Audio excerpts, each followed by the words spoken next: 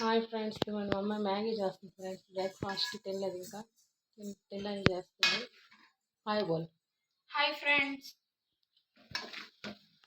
Maggi boil అవుతుంది. తర్వాత మసాలా వేద్దాం. అది ఇలా ఫ్రెండ్స్ గ్రీన్ చిల్లీ వేసాం. ఆయిల్ వేసి కొంచెం గ్రీన్ చిల్లీ వేసాం.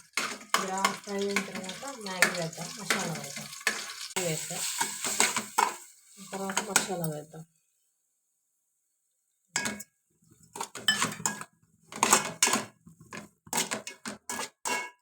Spicy Maggi is ready.